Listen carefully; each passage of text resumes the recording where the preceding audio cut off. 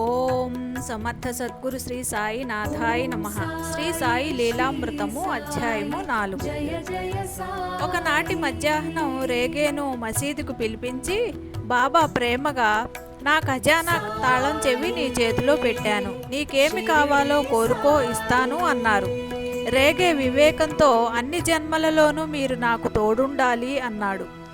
ఆయన తప్పక ఉంటాను అని సంతోషంతో అతని వీపు తట్టారు. నాటి నుండి అతనికెప్పుడు బాబా తన దగ్గరున్నట్లే ఉండేది. అతని బిడ్డ చనిపోయినప్పుడు రేగే ఎదుట సాయి ప్రత్యక్షమై, నీకు నేను కావాలా, బిడ్డ కావాలా? బిడ్డ కావాలంటే బ్రతికిస్తాను, కానీ మనకెట్టి సంబంధమూ ఉండదు, నీకింకా బిడ్డలు కలుగుతారు అన్నారు. మాకు మీరే కావాలి అన్నాడు రేగే. అయితే దుఃఖించకు అని బాబా అదృశ్యమయ్యారు. బల్వంత్ నాచ్నే మొదటిసారి షిరిడీ వెళ్తుంటే దారిలో ఒక స్టేషన్ మాస్టర్ కలిసి సాయి ఒట్టి మోసగాడని చెప్పడంతో నాచ్నే మనస్సు కలతపడింది. అతడు షిరిడీ చేరేసరికి సాయి లెండి నుండి వస్తూ అతన్ని చూచి, మామల్తదారుకు చెప్పకుండా వచ్చావేమి, ఇలా ఎప్పుడు చేయకు అన్నారు. ఆ మాట నిజమే.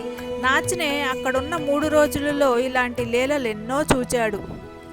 అతనికి బాబాపై విశ్వాసం కలిగింది. అతడు 1915లో షిరిడీ వెళ్తుంటే సామంత్ అనే వ్యక్తి సాయికి ఇవ్వమని ఒక కొబ్బరికాయ 2 అణాలు ఇచ్చాడు. నాచ్నే కొబ్బరికాయ సాయికి సమర్పించాడు, కానీ దక్షిణ ఇవ్వటం మరచాడు. అతడు తిరిగి వెళ్ళేటప్పుడు సాయి, మంచిది వెళ్ళిరా, కానీ ఆ పేద బ్రాహ్మణుడు ఇచ్చిన 2 అణాలు ఇవ్వవేమి, ఒప్పుకున్న పని సరిగా చేయి, లేకుంటే ఒప్పుకోకు అన్నారు. అతడవి తెచ్చి సమర్పించాడు. సాయిని చాలా కాలం సేవించిన శ్రీమతి చాంద్రాబాయ్ బోర్కర్ ఇలా చెప్పింది, మా వారు 1909లో పండరీలో ఉన్నారు. నేను షిరిడీకి వెళ్ళాను. ఒకరోజు బాబా, అమ్మా, నీవు వెంటనే పండరీ వెళ్ళు, నేను తోడుగా ఉంటాను, నాకు రైలు అక్కర్లేదు అన్నారు.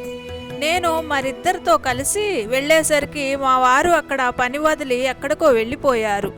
నా వద్దనున్న పైకంతో తిరిగి కుర్త్వాడి చేరి దిక్కుతోచక స్టేషన్లో కూర్చున్నాను.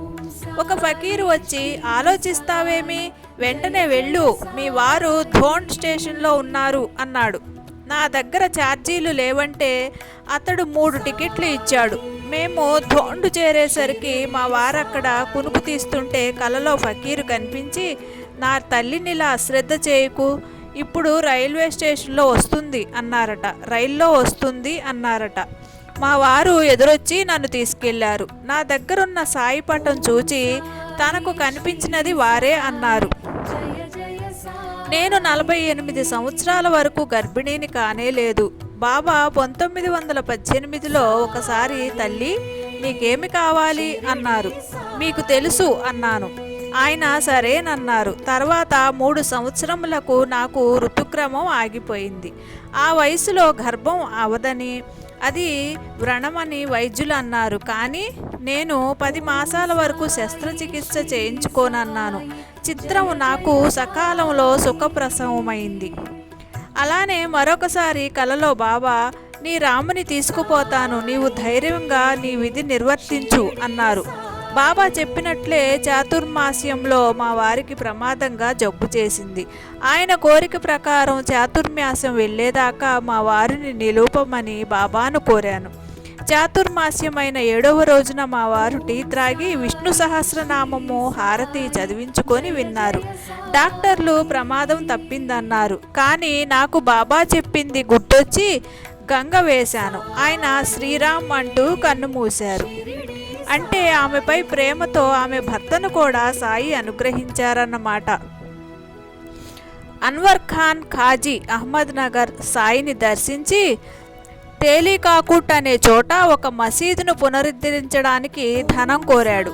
బాబా అతనితో, ఆ మసీదు ఎవరి నుండి ధనం స్వీకరించదు, తానే ఇస్తుంది, అక్కడ నింబారు క్రింద 3 అడుగులు తవ్వితే నిధి లభిస్తుంది అన్నారు.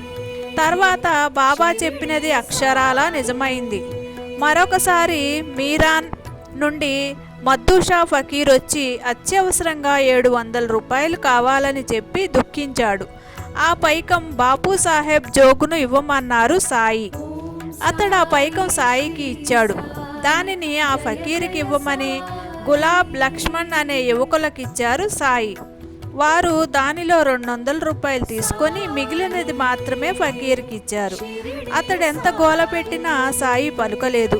అతడు కాలినడకన వెళ్తుంటే నీమ్గావ్ వద్ద అతనికి ఇర్రస్ షా అనే పార్సీ భక్తుడు ఎదురై భిక్ష 200 సమర్పించాడు.